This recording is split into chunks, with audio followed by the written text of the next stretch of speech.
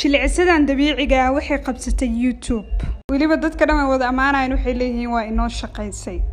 Assalaamu calaykum atrishooyin maanta waxaan sameeynaa jilicsa ayada dhan ka kooban laba shay oo kaliya oo dabiici ah aan isla guriga walba Soomaaliya waa laga helayaa. Koow waxaan u baahanahay biyo karkaraayo ka talkan waxa igu jiro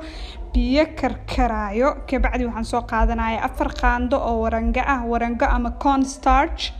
waxaan ku soo qasay biyo yariis oo qabow ah si hadhowti aysan u kuuskuusan marka biyo kuleelka ku daro. Okay, biyo kuleelka ku daray ka bacdi wax zaid ma ku daraysi inta tintaada ku filan adiga bakeeri wax u dhigmo kaleete waa isku walaaqaya marka isku walaaqo waa sugaya daqiiqad ka dambayso way si adkaanaysaa macnaha. ka bacdi waxaan ku dareynaa 4 qaado oo saliid saytuun inta ay dhidonaan saliid kale ma isticmaali karaan maya dadka laga soo gaaray oo aan qashkan ka soo xadna kulligood waxay wada isticmaalayaan saliid saytuun. ka bacdi inta ku shanlaynaysaa oo marinaysaa waxa ku joogaysaa 40 daqiiqo waa iska dhaqaysaa firji malaas abay hal bil kadib ayaa la gursanayaa please ishit ali soo qore tinka bilaaw jirku xiji xaafadaha hoose kasta oo ka shidana insha Allah. number 1 waxa ku bilaabeynaa scrubka jirka waxa u baahan tahay haruud iyo nus saabuun la xoqay qaado qaxwo ah ama qaado Nescafe ah qasilka oo qashin laha ah karkadey intaas dryga markaan isku qasin kadib waxaan ku dareynaa qaado glycerin ah waxa kale ku dareynaa biyaha ubaxa waxa kale ku dareynaa saliid qumbe hadaad iska dhaafi kartaa intaas markaas ku qasin ka bacdi talaajada gashanaa mar walba qubaysanaysidna waa isticmaalaysaa. marka isticmaalaysid please korkaaga qaleel isticmaal adoo biyo qandaca isku shubay xoogaa kadib isticmaal markaas scrubka si fiican skinkaaga u nadiifinaya markii aad scrubka iska dhaqdi ka bacdina qasab ma inaad saabuun kadib isticmaasho asiga saabuun ku jirta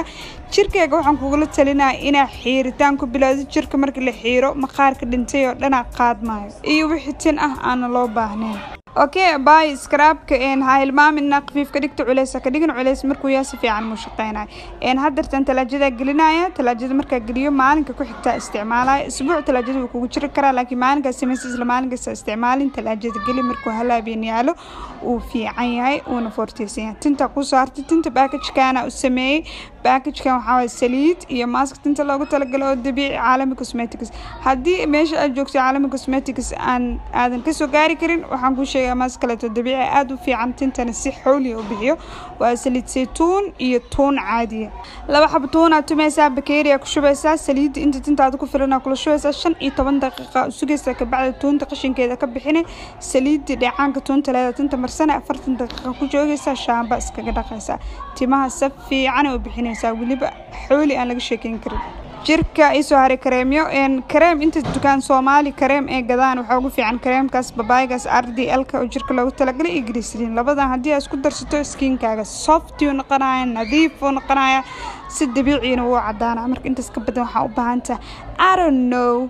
dadka kuwaalin abay gabdho badan oo aroosooyin waa arkay oo qasqasyo badan inta loo sheegay gabdhii ku dhaxwaasheen maalinka arooskooda ayagoo laga naxay la keenay marka dhibaatadaas isgelin wax safe oo nadiif ka dhiga isticmaal qofka aad taqaan way stress badan iyo pressure kana iska dhaaf waxa soo haray xaafadaha hoose kareemkana ugu fiican sanadkan dad dhahay qasqas iska mari iyo kareem herbal iska mari iyo ko dhaayna arkay no weliga sameeyay kansar kugu dhacay labadana isku qasanaysa waa almond oil iyo kareemka sudo cream farmashiyaasha ka helaysa labada isku qasanaysa oo isticmaal isbuuc isbedel weyn oo ku arkaysa waan safe waxa ka fikiraysa ama waxa ka walwaleysa ma jirto wabillahi tawfiiq intaas kugu filan waxa ku rajeynayaa farxad ilaahay in fiican kariga doon fiican aqoon anytime ay soo wac karta saaxiib diyaar ah oo inaan kula rifo gabar hada dhashiina anigu sameeyaa